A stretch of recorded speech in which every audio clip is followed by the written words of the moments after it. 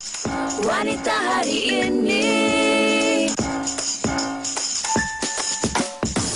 Wanita hari ini bijak mengatur, mengurus mata wantanya.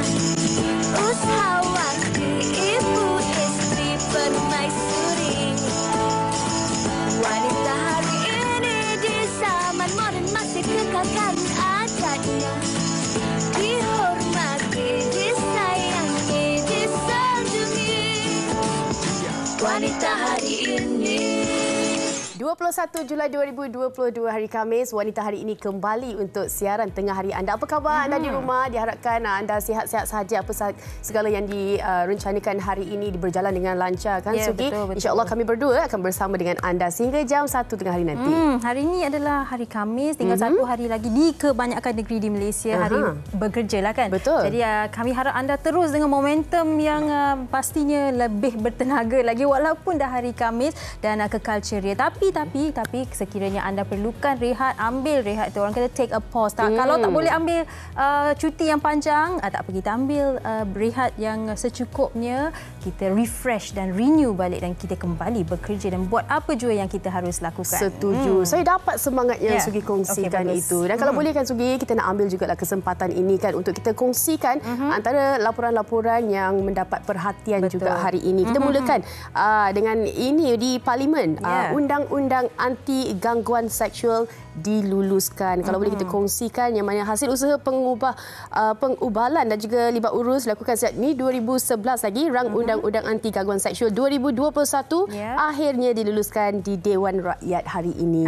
Dan bukan itu sahaja, Fatin, juga berkaitan dengan pengenalan cuti haid yang memerlukan penelitian dan perbincangan lanjut dengan pihak berkepentingan termasuk Jabatan Perkhidmatan Awam, Kementerian Sumber Manusia, Kementerian Kewangan, Kesatuan Sekerja dan Pertubuhan Majikan. Dan pada masa yang sama, perbincangan berkaitan dengan subsidi tuala wanita diadakan. Jadi dikatakan penelitian akan masih lagi dilakukan supaya kajian yang lebih lanjut boleh dilakukan oleh pihak kerajaan untuk mendapat gambaran sebenar berhubungan isu kemiskinan haid. Saya kira ini satu berita yang baiklah untuk kita kan, lagi-lagi kaum wanita kan, kita mendapat satu pemerhatian dan juga kerajaan prihatin atas isu semasa yang membabitkan isu haid dan juga wanita ini. Betul. Tapi bercakap mengenai haid ni kan, Fatih, saya ada satu benda yang saya selalu rasa terganggu lah. Bila kita, walaupun perempuan, wanita ni, sama ada kita ada haid ataupun tidak ada kitaran haid tu, selalu dikaitkan, awak ni marah sebab awak PMS ke? Awak PMS. Sikit-sikit PMS. Betul. Saya boleh relatekan tu. Sebab apa? Itu PMS lah tu kan. Betul. Itu antara statement yang biasa kita dengarkan. Itu yang sebenarnya kita boleh relatekan dengan topik kita hari ini kan. Tapi sebelum kita nak kongsikan berkenaan dengan topik hari ini, apa kata kita kongsikan dahulu TikTok paparan yang ada kena-mengena dengan topik kita. Jom kita dengarkan. When love is real, it doesn't lie. It doesn't hurt you.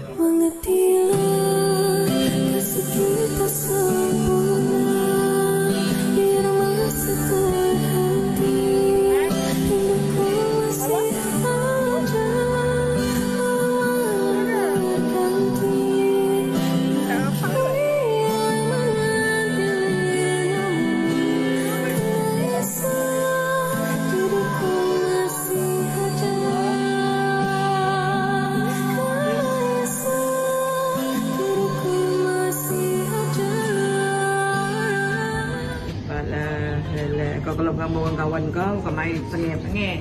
Gambar dengan bini sendiri, dia tak ada aja. Nanti menyesal. Orang suka gambar? Mukanya. Kali dah jadi menyesal. Sini. Ana tengok sana. Senyum.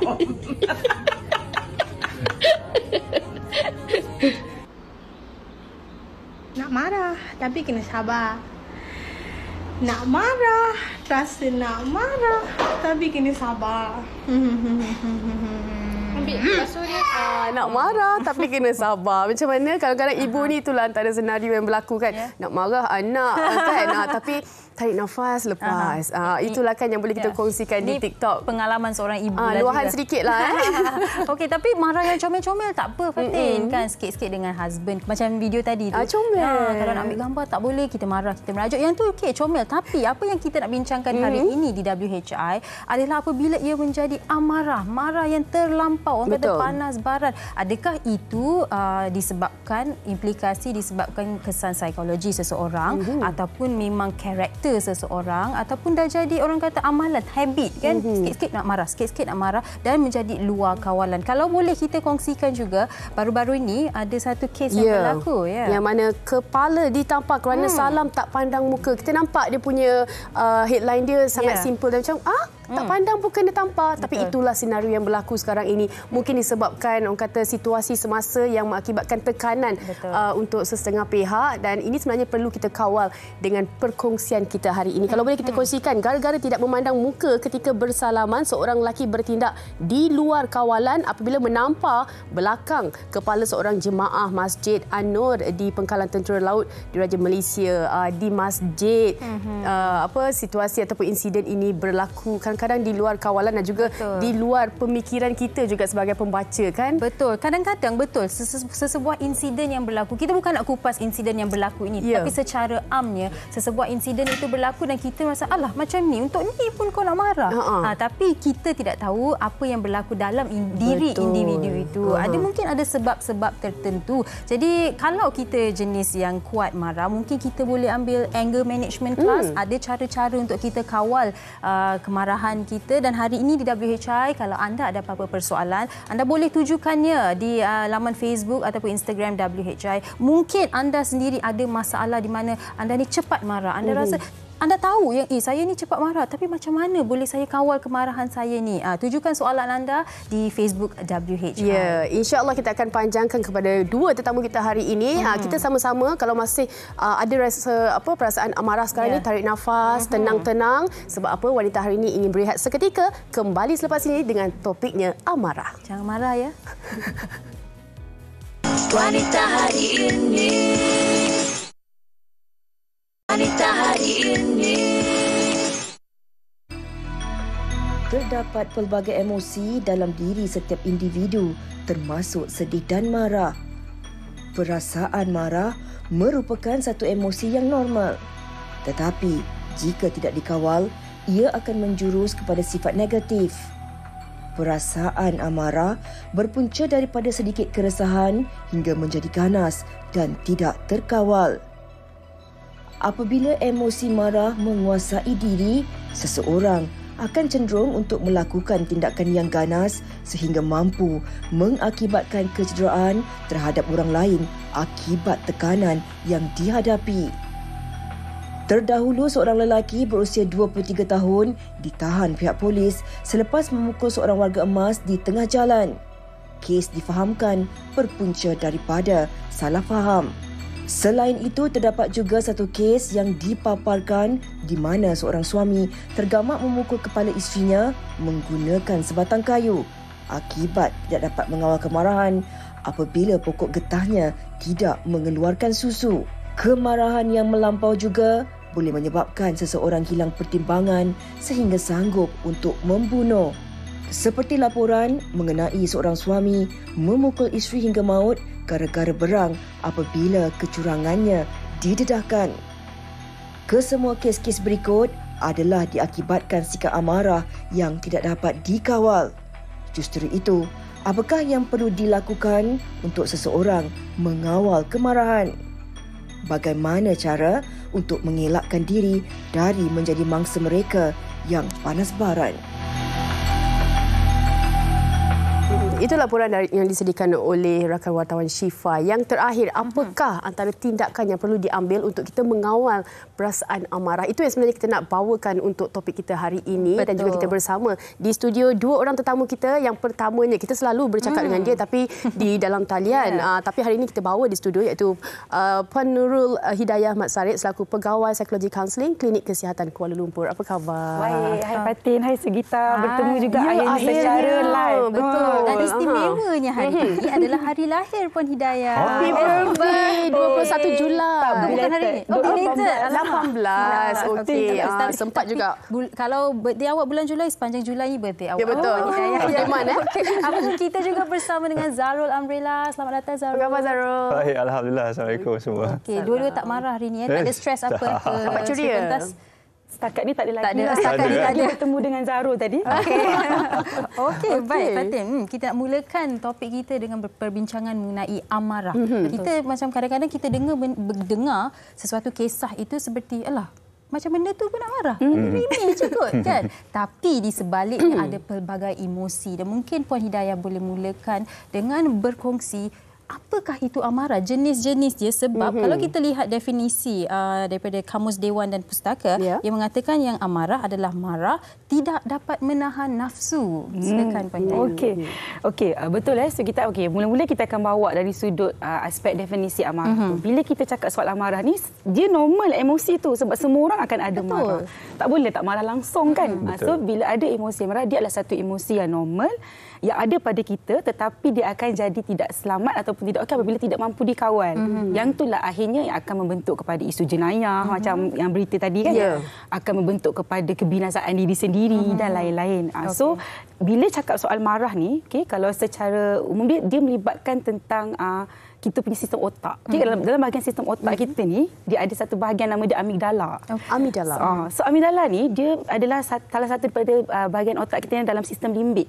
So dia akan membantu untuk mengawal ataupun dia akan mengeluarkan hormon-hormon yang macam segala perasaan, contohnya ancaman, ketakutan, termasuk kemarahan juga. Jadi daripada situ, so bila amigdala ini tidak dikawal ataupun tidak membantu dia, kata macam emosi itu terlalu melampau kan.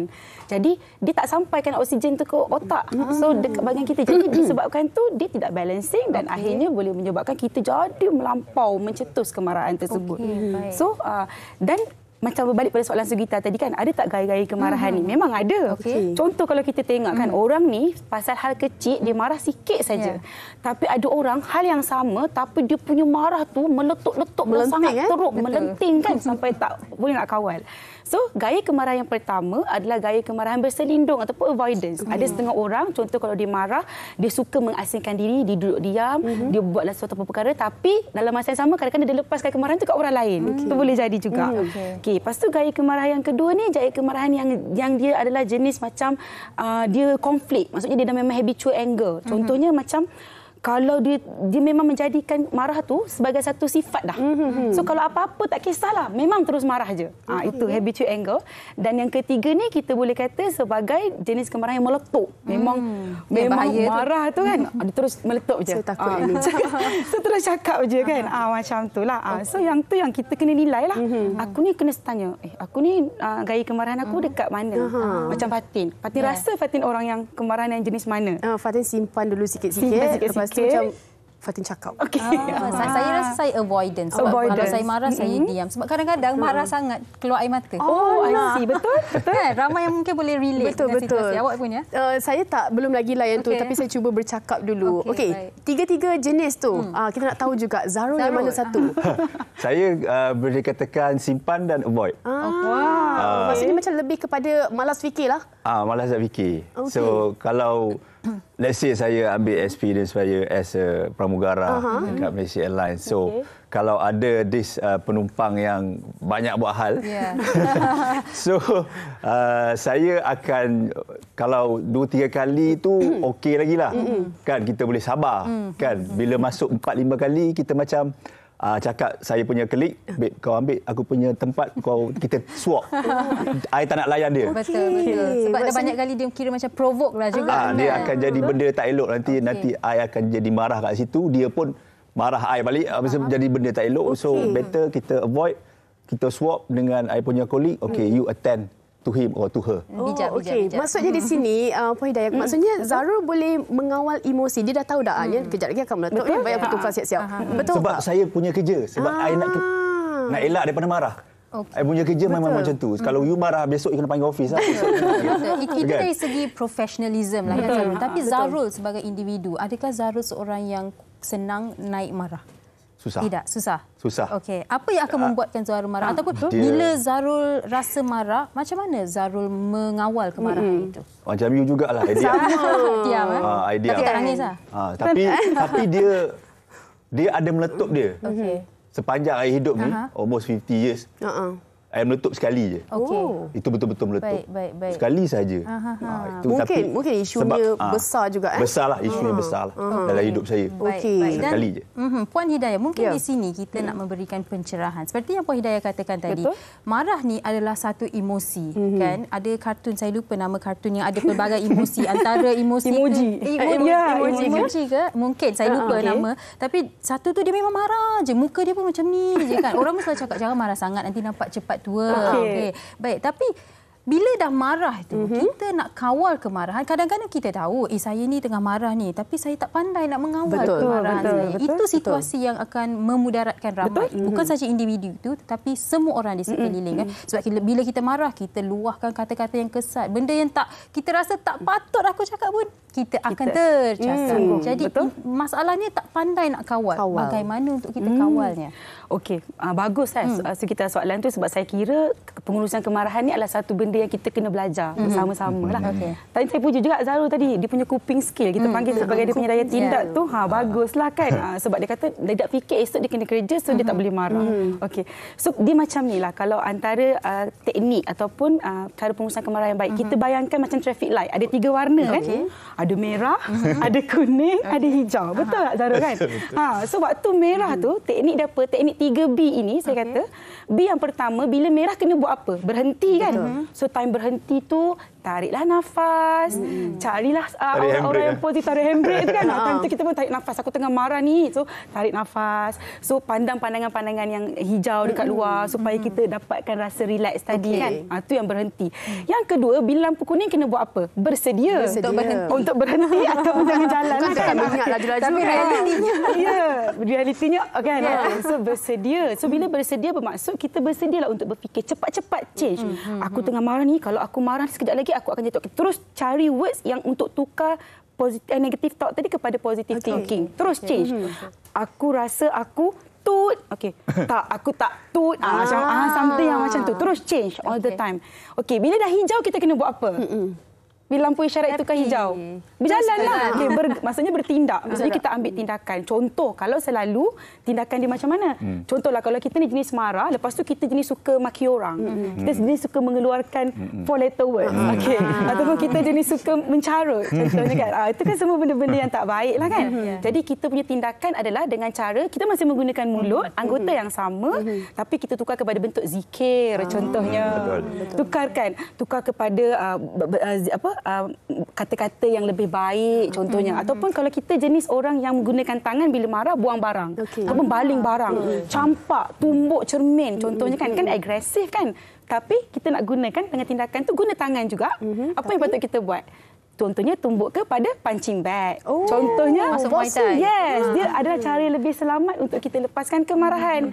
Orang yang guna kaki, marah sikit je sepak. Marah sikit je apa-apalah kat depan mata tu memang habis kan. Jadi kita masih gunakan kaki, tapi tukar mungkin kita ambil bola, sepaklah bola tu berkali-kali. Dengan nak marah ni kena cari sepak bola. Mana bola. Maksudnya itulah tindakan yang kita kena ambil. So 3B. Okey, kita berhenti dulu. Kemudian kita bersedia dan kita bertindak mengikut lampu isyarat yang kita ada dekat depan kita tadi. Nampak tersusun kan pengaturan ataupun analogi lah mengawal dia. Okey. Kita boleh ambil sebagai terapi juga kan tindakan-tindakan yang kita boleh elak untuk kita marah. Okey, Zarul, kalau kita lihat sekarang ni industri di laman media sosial dan sebagainya, semua orang nak marah kan, kerana tak ada kena-mengena dengan hidup diorang pun dia marah. Adakah ini orang kata nak dapatkan perhatian ataupun ini memang sifat ada banyak masa ataupun bagaimana sebenarnya hilang, orang kata kadang-kadang kita kena jaga sensitiviti keluarga dan sebagainya kan. Pendapat Zarul? Saya tak faham kenapa orang boleh type benda-benda yang tak sepatutnya kan. Tapi pada saya itu macam cakap je lah, sifat manusia. Kadang mungkin dia tengah type tu tengah lapar. Betul. Fisiologi. Orang tengah lapar, dia tengah marah ataupun dia tengah stres dengan family dia. Tapi macam kalau saya, ada juga saya dapat komen-komen yang tak elok, negatif, marah-marah saya. Tapi saya balas balik. Saya balas cakap, saya tak balas apa. Saya balas minta maaf sebab saya punya post ni ganggu emosi ke apa. Saya cakap macam tu je. Nanti kalau ni saya buang je lah post saya, boleh. Saya cakap macam tu je. Reverse psychology, faham-faham. Saya bukan orang kata, mungkin betul saya fikir, mungkin masa tu tengah emosi dia tak betul. So mungkin saya cakap, minta maaf lah sebab mungkin ganggu emosi dengan post saya macam ni. Sebab dia kata, saya duk post pasal pramugari, abang ni tak boleh move on dah. Boring lah. Betul. Faham. Saya rasa cita-cita tak tercapai. Saya cakap, minta maaf sebab post saya ni boleh buat awak boring ke marah. Betul ada juga. Tapi Zaro, cara yang Zaro buat tu sebenarnya adalah cara yang marah tapi cara diplomatik. Dan sangat bagus. Betul. Diplomatik. So maksudnya cara dia mengendalikan kemarahan tu lebih diplomasi. Dalam hati marah. Dalam hati, betul. Minta maaf, tulis minta maaf. Tapi penatlah nak minta maaf kalau untuk semua yang mengkritikkan. Kita nak kena tukar dia orang punya pemikiran kan, yang mana kita kena jaga juga perasaan orang. Kadang-kadang tindakan kita tu mengganggu, dia marah, orang lain menjadi marah sama. Betul. Kan? Dan kita ada soalan di Facebook, tapi sebelum itu saya nak baca satu komen. Zahid kata, contoh seperti hal terasa saya sebab saya pakai hijau hari ini. Okey, ini soalannya daripada Syasha. Saya nak bertanya, adakah orang yang sifat baran dan berangin, adakah ia satu penyakit mental atau hanya perasaan saja? Apakah solution yang terbaik untuk mengelakkan perasaan baran atau perasaan angin? Sebab jika terlalu sabar je, kadang-kadang boleh terlepas juga. Jadi Puan Hidayah. Oh, okey. Alright. Okey. Bila bercakap soal dia adalah macam nak kata kaitan dengan penyakit ke tidak kan? Okey. Maksudnya kita kena tanya pada orang yang arif lah. Maksudnya kalau dari segi marah ni, bila dia menjadi melampau ataupun dah sampai baran dan teruk, dia memang boleh menjurus kepada isu kesihatan mental. Contohnya kalau kita dengar kan orang selalu cakap macam bipolar disorder kan, mood dia swing. So dia tak tentu. So kadang-kadang mungkin juga bermula daripada sifat marah yang tidak dirawat daripada awal tadi, daripada mula-mula dia dah marah, dia tak rawat, dia boleh menjadi isu kesihatan mental tadi. Cuma untuk mengesahkan tu perlulah dia berjumpa dengan orang yang sewajarnya ataupun ahlinya. Seperti pegawai perubatan, psikiatri ataupun doktor untuk mendiagnosis sama ada dia ada isu itu ataupun tidaklah. Yang tu yang kita kata bila marah ni dia boleh menyebabkan berkaitan dengan isu psikologi, ialah betul lah. Sebab dia akan menyebabkan kita jadi hilang akal nak buat apa, tak ada hala tuju kan. Lepas tu kita buat keputusan pun kadang-kadang boleh jadi salah kan. Jadi semua itu mengganggu kefungsian kehidupan dan akhirnya dia akan menyebabkan berlakulah isu-isu kesihatan mental dan juga kesan-kesan psikologi yang timbul tadi.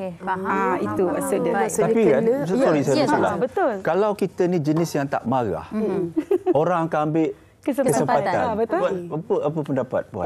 Okey. Ni soalan Zarul jadi saya. Terima kasih Zarul. Alright, macam kita bila setengah orang kan macam kita tengok dia sangat bertenang kan. Sabar, nak marah tapi kena sabar sungguh kan. So maksudnya nak buat macam mana ke macam mana? Macam mana nak kita nak suruh dia marah ke? Nak react dengan orang. Janganlah Abang Zarul ni boleh ni, dia tak marah, boleh selesai. Lama-lama boleh jadi kena pijak juga. Okey, betul. So sebenarnya macam ni, dalam psikologi ni kita punya konsep adalah kita tak boleh ubah orang untuk jadi seperti yang kita nak. Betul kan? Kita mengharapkan supaya dia ni cubalah faham keadaan aku, walaupun aku tak marah, janganlah ambil kesempatan kat aku. Tetapi kita tidak boleh ubah dia untuk ubah pemikiran tersebut untuk menjadi seperti yang kita nak. Jadi apa yang perlu kita buat, kita yang kena buat perubahan untuk bantu perubahan dia. Contoh, kalau Zarul tak suka tadi, maksudnya kita ada terasa hati, cuma kita tak nak cakap kan. So mungkin cara dia, kita menggunakan asertif ataupun lebih ketegasan. Contoh kita cakap, sorry, saya tak selesa awak cakap macam tu. Simple word tetapi dia memberi satu meaning yang sangat baik. Atau kalau tak boleh bercakap, teks. Hantar, tulis dekat kertas. Yang penting kita kena memberitahu dan memberi kesedaran bahawa dia memang memberi kesan kepada kita secara psikologi. Sebab kalau kita simpan tadi, macam Zarul kata tadi kan, lepas tu lama-lama pun macam Zarul akan meletup satu hari. Sebab tahan je, tak bergerak-gerak dari segi rasa marah tu kan. Tapi saya faham situasi yang Zarul katakan tadi. Ada orang macam tak boleh marah sebab kadang-kadang dia tak marah, kita yang marah. Awak tak marah. Macam rasa tak aciknya dia ambil kesempatan kan. Betul. Macam-macam kan sebenarnya dari apa orang kata sifat amarah ni. Okey, dah panas dah studio ni hari ini. Kita nak tenang-tenang sekejap. Kita dah dengar daripada Puan Hidayah dan juga Zarul. Apa kata kita nak dengar kata orang ramai berkenaan dengan topik kita hari ini. Jom kita dengarkan. Silakan. Saya memang barat. Tak boleh nak buat apa, memang dalam darah saya. Baik, ada aktiviti yang saya akan lakukan, antaranya pergi karuk lah. Kalau karuk tak dapat, saya akan menyendiri. pergilah mana-mana tepi tasik ke, tengah hutan ke, bolehlah seorang-seorang kat situ. Ada ketika saya mempunyai terkeluar amarah tu dengan sendirinya. Tapi atas sebab-sebab tertentu, normally saya lebih banyak berdiam. So dapat mengurangkan rasa amarah tu dengan sendirinya, lebih tenangkan dirilah. Secara peribadinya saya ni seorang yang susah nak marah. Kecuali kalau perkara tu betul-betul menyentuh maruah. Yang pertama, kalau menyentuh hal tentang ibu saya, tentang agama Islam dan juga tentang bangsa kita. Bergantung kepada situasi, ada kalanya saya cepat marah. Contoh, dalam keadaan memandu. Jadi saya cepat tertekan dan marah dalam keadaan memandu. Kalau contoh dalam traffic jam yang sesak teruk tu kan, orang potong queue, memang saya akan cepat marah. Tapi biasa saya marah tu just untuk meluahkan kita punya rasa sendiri je lah. Tak adalah pergi serang orang, tidak. Biasanya saya akan menjerit lah. Jadi biasa kalau lepas menjerit tu adalah satu kelegaan lah untuk saya. Okey, pelbagai pandangan sudah kita dengarkan dan sekarang ni kita nak baca komen-komen anda. Salwa Hana berkata, marah saat ajar anak mata pelajaran matematik. Okey. Awak pun ke marah? Pernah ada sentuh-sentuh saya macam tak perlu ambil tuition lah. Okey. Nur Zai berkata, saya kalau marah saya akan ketawa balik. Betul. Kita kena tanya dia lah tips macam tu. mana dia buat. Okey. Ini satu lagi komen daripada Nur Laili berkata, peringkat awal saya mengawal kemarahan adalah dengan menutup mata. Bayangkan jam besar dan kira saat 1, 2, 3 dan seterusnya. Awalnya saya perlu kira hingga lebih 20 untuk cool down. Alhamdulillah lama kelamaan berkurangan sehingga 7 sahaja. Peringkat seterusnya saya dapat kawal dengan ucapan mungkin kata-kata yang awak boleh bacakan. Yang mana tu? Ni, di sini. Haula wala quwata illa billah. Okey, baik. Terima kasih banyak atas tips-tips yang anda kongsikan. Mungkin yang tadi tu, yang tips ketawa tu. Betul. Macam mana sebenarnya? Okey, sebenarnya... Macam orang gila. Ada cerita Munabai MBBS. Dia praktikkan. Tapi sebenarnya kita memang ada terapi ketawa. Kita memang ada. Kita panggil, kalau boleh Google pun tengok je laughter yoga. Memang betul. Terapi ketawa tu memang, terapi ketawa tu memang wujud.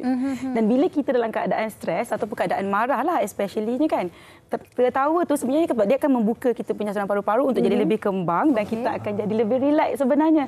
Memang kalau kita guna terapi ketawa tu kerja dia ketawa je, tak buat apa-apa, ketawa saja. Contohnya macam kita kata ho ho ha ha ha, ho ho ha ha ha, itu kita gelak sekuat-kuatnya. Cuba kalau mak kita marah kita buat ho ho ho. Itu memang minta kan. Maksudnya dia menggunakan terapi, sebab tu dia kata bila kita marah tadi kan boleh gunakan humor kan. Kalau macam saya contoh, bila saya marah, saya suka tengok cerita-cerita yang kelakar. Macam saya tengok je Mr. Bean tu ulang banyak kali pun tak apa. Betul. Sebab dia akan memberikan rasa kita nak gelak. Sebab daripada kita gelak itu kita boleh mengembangkan ataupun kita boleh merembes hormon yang tidak baik tadi untuk kita dapatkan aura yang baik semula kan, aura yang positif. Betul. Sebab kalau macam Zarul dia kan marah terus menyanyi. Mungkin terapi ke kan? Terapi. Betul juga. Boleh juga saya cuba. Tapi saya tertarik dengan ketawa tu. Mungkin saya akan cuba jugalah kan. Tapi nampak macam provoke pula orang tengah marah kau gelak pula. Tapi gelaklah hati lah. Dia tak semestinya kena gelak depan orang tu. Bila kita keluar kan ada 5 second kita boleh reverse psikologi balik ke. Okey, macam mana? Reverse macam dia senyum dalam hati, kesian kau. Sarkastik Sian kau, emosi tu. Ataupun mungkin sekarang kita boleh cuba. Ha ha ha hu, Puan Hidayah. Mungkin kita cuba. Bukan terapi lah, kita just cuba. Pentas ni kan. Sebab pakai suara perut mana tahu penonton nak cuba juga. Okey, kita boleh tunjukkan kepada mereka. Sebab contoh dia, kalau macam kita buat laughter yoga ni paling simple lah kan. Dia ada teknik dia macam ho ho ha ha. Okey, kita buat sama-sama. Jangan gelak. Tapi di akhir tu kena gelak dengan sepenuh-penuh gelak. Memang gelak yang tak apa. Kita boleh gelak. Okey, gelak semua-semua. Okey. Zara macam okey. Zara sekali ya. Okey, teknik dia. Kita try. Ho ho ha ha ha. Ho ho ha ha ha. Gelak tapi tak boleh gelak macam dia tu. gelak dia memang macam memang tu. lepaskan. So berapa kali kita nak ha ho ho ho tu? Dia adalah 3 kali teknik 3 lah. kali. Dalam teknik tu dia ada juga macam tarik kan. Dia ada juga rowing sambil gelak tu. Take note, okey. Dia ada berbagai teknik dalam daftar yoga tetapi memang ketawa je kerja dia. Baik. Contoh kita kenalkan diri pun, nama aku Hidayah. And then gelak lah. So itu semua adalah teknik-teknik dalam terapi ketawa yang boleh membantu. Tapi saya tengah bayangkan kalau saya masuk kelas tu dengan Sugi, dia dah gelakkan saya dulu sebab dia tak tahan.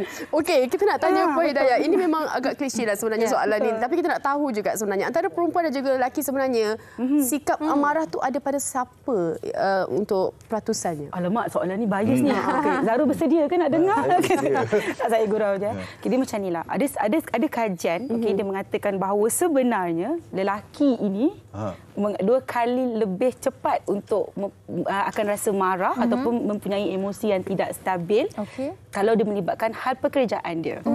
Okey, dan lelaki ni juga adalah kita kata dia lebih cenderung untuk mengalami gangguan emosi sebab tetapi tak dapat dikesan. Sebab lelaki ni dia pandai menyembunyikan dia punya keadaan tersebut.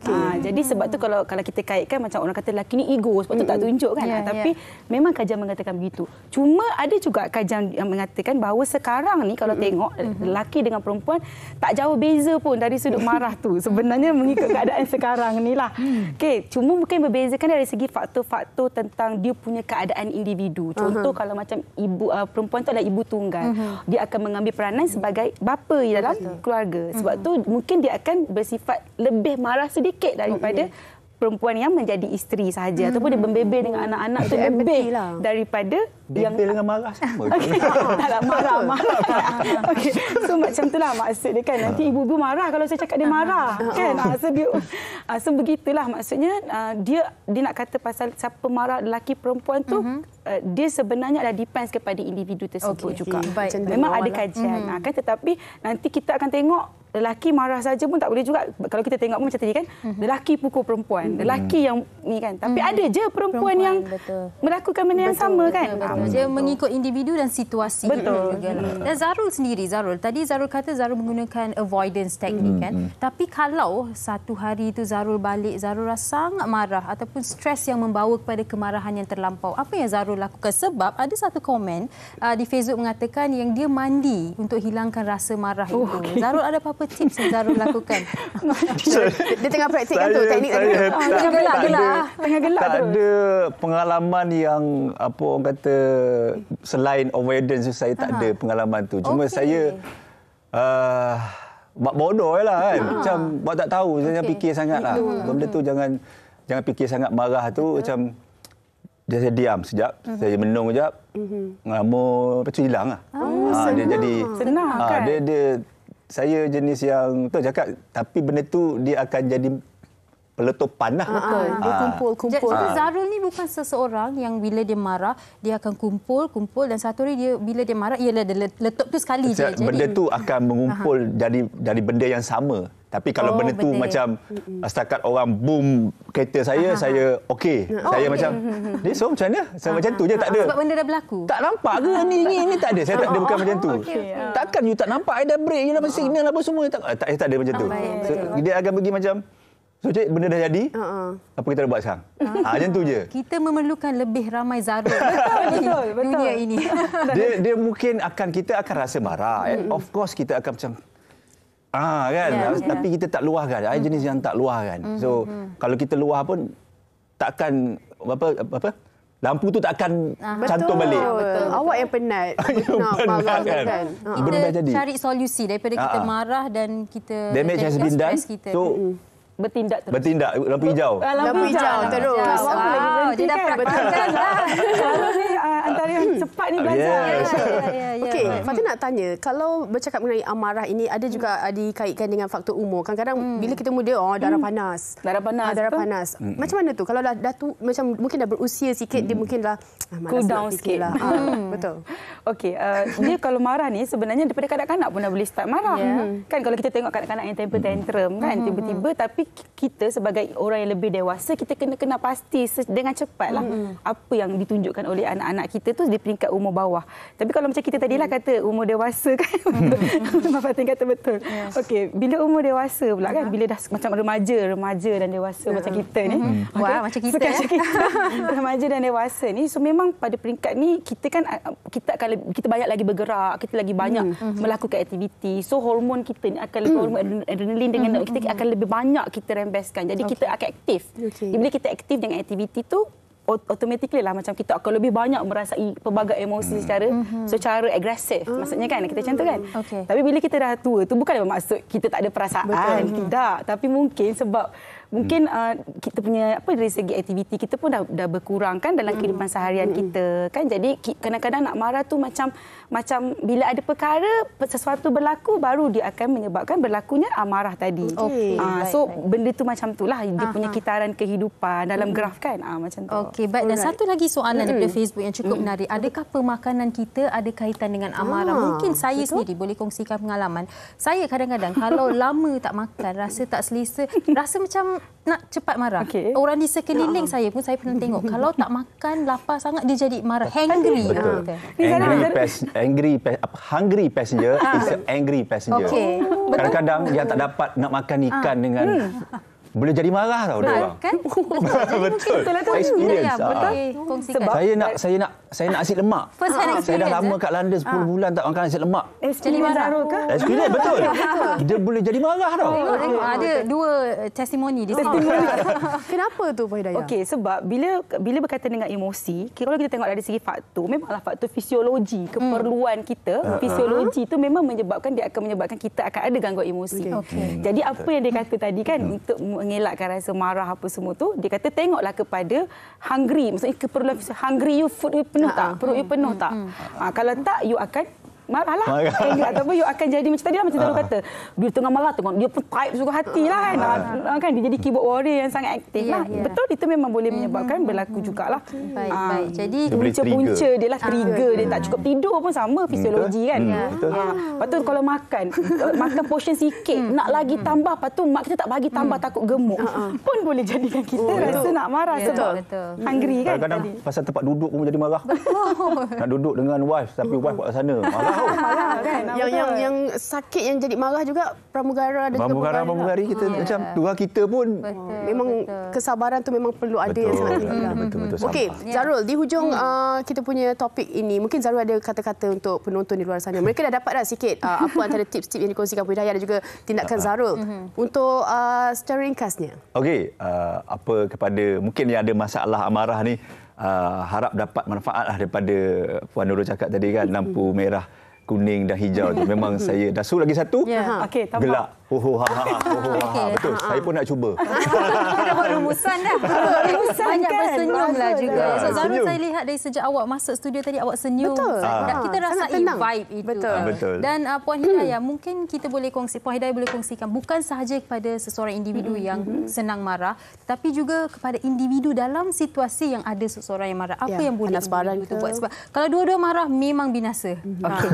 Pertamanya, simple saja. Untuk kita yang memang orangnya pemarah, ataupun kita kenal pasti diri kita marah, buat catatan tentang diri sendiri. Contoh, kalau kita dah kenal diri kita ni memang orang yang marah, buat catatan apa yang menyebabkan aku akan marah, peristiwa yang macam mana, siapa orang-orang yang akan menyebabkan aku menjadi rimau ataupun singa tadi, apa yang buat trigger. So catat semua benda itu untuk kita muhasabah diri, kita kenal pasti. Jadi bila kita dah tahu teknik dia, kita kena R&D, iaitu remove. Saya bagi lagi kat ujung, remove. Maksudnya kita dah tahu dah, kalau aku pergi sini aku akan jadi marah sebab saya dah tahu dah. So kita akan remove ourselves untuk pergi ke situ, and kita akan delay, mendelaykan proses ataupun menangguhkan niat kita untuk berjumpa dengan Zarul. Sebab kalau saya jumpa Zarul, saya jadi marah. Contoh. Jadi saya akan menangguhkan niat untuk jumpa Zarul dulu. Begitu. So itu R&D. Dan kalau untuk kita berhadapan dengan orang yang marah pula, tadi untuk kita kan, kita dah nilai. Kalau untuk orang yang marah pula, pertamanya kita bantu dia. Sebab saya cakap tadi, bila dia tengah marah, dia sebenarnya tak sedar apa yang dia tengah buat. Jadi kita sebagai orang yang dekat dengan dia, macam Fatin kan tengok Sugi dah kami marah. Kami tergelak sebab penerbit kami kata simbah dia dengan air. Simbah dia dengan Aduh. So kalau macam Fatin tengok Sugi marah kan, contohnya apa kita buatlah 3S. Pertama, tolong senyum je dekat dia. Beri senyuman yang baik supaya awak dah tahu sebab saya senyum awak. Kan? Bukan, maksudnya nak memberikan dia cool, tenang pilih lagi. dan emosi itu kembali positif. Yang kedua, sokong dia. Maksudnya kalau dia tengah berdiri, bawa dia duduk.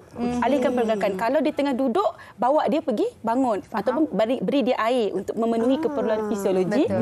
Dan S yang ketiga, kena banyaklah sabar dekat orang-orang yang begini.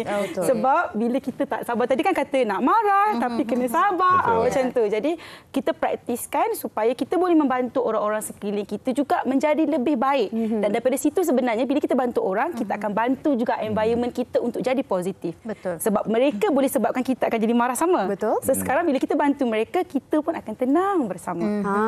Saya yakin semua penonton di rumah tenang sekarang ini dengan pengisian topik kita hari ini. Walaupun kita nampak simple kan, tapi tipsnya antara tindakan-tindakan yang perlu kita lakukan bila kita tengah marah. Lagi satu, bila kita marah ni, kita bercakap, kita sendiri yang penat. Betul. Dapat ke tak dapat ke orang yang menerima marah tu. Kita perlu pergi je. Saya nak tambah sikit. Kalau anda nak membantu seseorang, pastikan yang anda boleh membantu. Jangan memudaratkan diri Betul. anda. Setuju? Ya, okey, baik. Kita nak ucapkan terima kasih kepada Puan Nurul Hidayah dan juga Zarul atas sama-sama. Walaupun ceria perbincangannya, pastinya ada input-input yang sangat penting yang dikongsikan anda berdua yang pastinya sudah pun sampai ke penonton-penonton di rumah dan juga yang sedang menonton menerusi Facebook WHI. Terima kasih. Terima kasih banyak-banyak dan kita nak berehat seketika. Selepas ini kita ada persembahan daripada Nita. Jangan ke mana-mana. Wanita hari ini.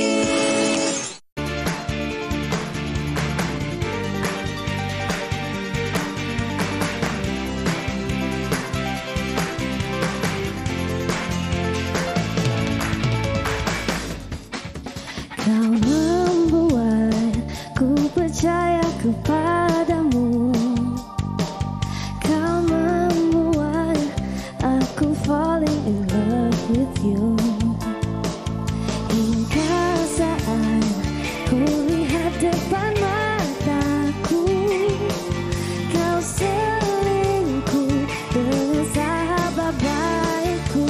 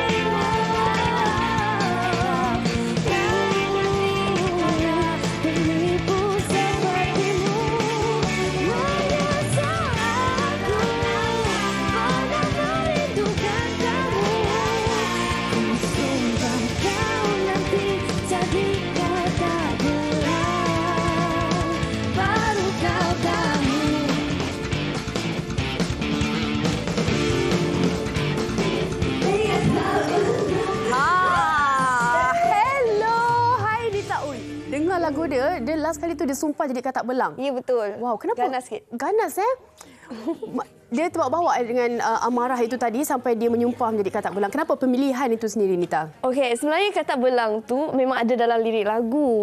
Jadi kita pun memilihlah untuk jadikan di tajuk. Tapi lagu tu basically sebab menceritakan tentang seorang lelaki yang dikantoi curang. Dengan pasangan dia. Okey. Macam tu. Kalau bercakap mengenai lagu dia curang dengan pasangan dia, Nita memang selalu membawakan lagu-lagu bergenre dan juga jalan ceritanya. Yes. Kan? Tapi sebelum ni move on ke? Yes, move on. Tapi dia macam break up or like in love. Yang dia tak ada marah lagi. So this one is my marah punya point of view. Macam tu. Okey, ini bukan disebabkan pengalaman diri sendiri lah. Apa yang berlaku di sekeliling lah. I think semua orang pernah kot melalui benda macam ni. Dia pretty much dia boleh katakan relatable kan. Walaupun benda tu tak elok lah kan. Saya tak wawakan siapa-siapa curang Tapi nak buat macam mana. Mungkin 8 orang daripada 10 orang pernah melalui. So harap-harap lagu ni pun boleh just entertainkan orang lah. Jangan anggap serius sangat. Everything's going to be okay. Lagu Tapi dia pun catchy. Betul. So kalau marah dengar je lagu. Jangan buat apa-apa yang tak was. Betul, yang boleh memudaratkan diri sendiri. Okey, kita berbalik kepada nampak ni video music videonya, prosesnya. Bila ni Nita sebenarnya dijalankan? Tak lama, baru dalam sebulan setengah, maybe dalam 2 bulan lepas kita shoot. Sebab kita shoot kat indoor je. Okey. Fully green screen. Pertama kali juga buat saya experience lah. Tapi okeylah. Cabaran-cabaran dia kenapa memilih indoor? Kalau sekarang ni, kalau dulu kalau zaman PKP semua kita tahulah. Tapi sekarang ni apa antara kekangannya? Satu sebabnya kita tak pernah cuba green screen lagi dulu. Yang kedua rasanya keselamatan lagi senang untuk kita jagalah kan. Sekarang tu macam kita still kena jaga kan walaupun dah start bekerja. Tapi itulah ni first time Nita bawa macam 2-3 watak dalam satu music video sebab Nita pun bukan pelakon. Itulah antara cabaran dia Betul-betul. Kata mewarnai music video tu dengan seorang Nita. Okey, kita nak tanya bagaimana sebenarnya sambutan setakat ini daripada peminat-peminat dan juga promosinya bagaimana? Okeylah, macam so far Nita pun dah buat promo untuk lagu ni. Music video dah keluar sebenarnya. Tapi okeylah, orang dah tahu tapi macam kot-kot lah korang tak tahu kan, boleh saksikan dan kat YouTube dah keluar dah pun. Dah keluar. Dah boleh pergi tengok dah sekarang. Okey, kita dah tahu dah ada apa orang kata katak belang, kita dah ada lagu Move On dan sebagainya. Semua lagu Nita semuanya meletup. Agaknya menjadi orang kata lagu-lagu yang sering dinyanyikan. Maybe lah kan, kita bukan nak lagu ni letup masuk mana-mana pun. Janji orang happy. Daripada dulu lagi itu saya punya main goal. Buat lagu yang orang senang dengar, yang tak berat tau. Dia bukan tak berat, dia tak susah nak masuk, senang masuk. Senang masuk. Okey, macam mana agaknya perkembangan untuk masa depan antara perancangan Nita untuk lagu-lagu? Mungkin nak tukar genre ke kan? Bagaimana? Sebenarnya masih tidak pasti. Tetapi for now memang Nita akan fokus promo katak belang because it's still very new kan. Dan hopefully lepas ni pun Nita dah banyak show apa semua. So datanglah kalau ada kan. Nanti kita update Nita Manis kat Instagram. Follow pun. Tengok je. Instagramnya Nita Manis dan juga di mana mereka boleh saksikan katak belang sekali lagi Nita? Kat YouTube, korang search je Nita katak belang. Should be able to find it lah. Okey, secara ringkas peminat Nita tunggu ucapan. Thank you Tim Manis for always supporting, and semua yang belum saksikan ataupun belum dengar lagu ni boleh dengar kat mana-mana streaming platform, and also if you guys want to watch the music video, is out on YouTube. Wow. Terima kasih. Terima kasih Nita. Semoga banyak lagi kan orang kata lagu-lagu yang memberi orang kata semangat untuk pendengar-pendengar peminat Nita kan. Okey. Kita nak ucapkan terima kasih sekali lagi, dan penonton kita nak berehat seketika. Kembali selepas ini kita akan bergabung semula bersama Sugi. Jangan ke mana-mana. Thank you Nita. Thank you Kak. Wanita hari ini. Terima kasih masih lagi setia bersama kami di Wanita Hari Ini. Kita ada sesuatu yang nak dikongsikan dengan peminat-peminat drama TV3 yang mana demi keluarga kerjaya yang diimpikan terpaksa dilepaskan. Namun pengorbanan itu diuji dengan kesetiaan suaminya. Mampukah Wanda menyelamatkan bahtera perkahwinannya? Saksikan drama terbaru lakonan Siti Nordiana, Syamvisa Faradia dan juga Fahrin Ahmad. Dan ramai lagi pelakon-pelakon hebat. Selamanya suri Misteri Cinta setiap Khamis dan juga Jumaat 9.30 malam di TV9 juga di saluran Astro 149. Nampak terus Farin Ahmad terus tersasul saya. Dia punya excited lah ya. Okey, baik. Apa pun saya nak kongsikan beberapa lagi komen sebelum kita mengundur diri. Fatin, komen-komen anda sangat-sangat bermakna buat kami. Jadi terima kasih bagi Azizah dan juga Rokiah Syafi yang berkata topik hari ini sangat bagus, sangat memberi manfaat kepada kita semua, dan Rokiah berkata dapat tips-tips yang sangat-sangat membantu. Terima kasih. Dan kalau anda rasa ada apa-apa topik yang kami perlu kupas di WHI, terus kongsikannya di Facebook ataupun boleh email kami di email yang ada di Instagram. Betul. Dan esok kami akan kembali dengan satu lagi topik hikayat perkahwinan kami berdua, Sugi dan juga saya, iaitu bertahan demi bahagia. Bagaimana tu sebenarnya? Adakah dah tak ada cinta ataupun disebabkan anak-anak? Kita saksikan esok di Hikayat Perkahwinan hari Jumaat. Jam 12 seperti biasa. Jadi jumpa lagi. Terima kasih. Jaga diri. Bye-bye. Assalamualaikum. Kepada si suami, kepada anaknya, dia ratu di hati. Tunggak keluarga, kalau bukan dia siapa lagi? Wanita hari ini bijak mengatur, mengurus mata wataknya. Usahawati, ibu istri permaisuri. Wanita hari ini di zaman modern masih kekalkan adatnya. Dihormati, disayangi, disanjungi. Dia usahawati aliran masa kini, dia penyambung warisan Sri Kandi. Dia lemah lembut, baik budi pekerti, tapi cekal hati dia tambah berani pendidik. Puteri dalam hal jati diri, dia permaisuri kepada si suami, kepada anaknya, dia ratu di hati. Tunggak keluarga, kalau bukan dia siapa lagi? Wanita hari ini bijak mengatur, mengurus mata wataknya.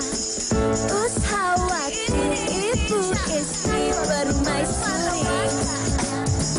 Wanita hari ini di zaman modern masih kekalkan adatnya.